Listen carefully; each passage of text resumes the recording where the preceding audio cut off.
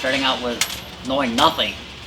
I didn't know what tomorrow was going to bring. I didn't know what, you know, and yet yesterday we signed papers on a house. So we just bought a house.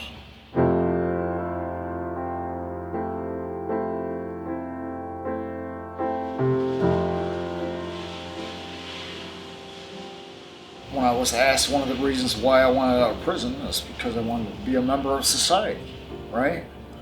And being able to get a good job and make a decent living is being a member of society, you know? All obstacles has been put up against them. Barriers, lies, like they couldn't vote. You can't register to vote. Housing, because you have a felony, you can't live in certain places. You can't rent certain places. Job restrictions with the city and the county. So all of these things, these barriers were put up to deter people from being able to be successful. My parole officer, she was adamant about me finding a job. And she laid it out, you've got so many days. I want you to have a job in so many days, or I may send you back. So when I got the opportunity, and got the job, it was such a relief. It was great. Such a great feeling. And it felt real good because, I wasn't sure that I was going to get a chance. So.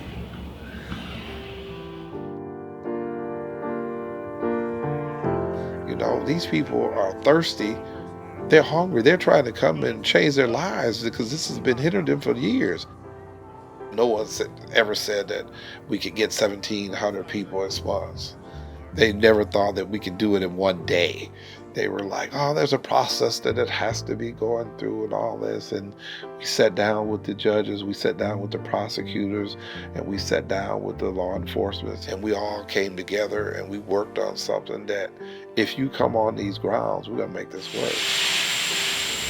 When I started out as a temp, I had no idea what I was getting myself into.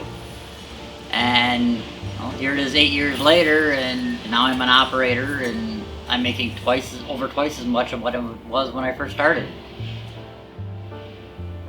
I started out at the bottom, worked my way up. I just bought a truck. It's the first time I've ever owned an asset like that, ever. It's a rough road, but it can be traveled, and you can get out the other side. After all that time there, and then parole, and now I'm standing here. I've got a job, and 8 years on that job. We just bought a house. I've got 2 cars, and I've made it.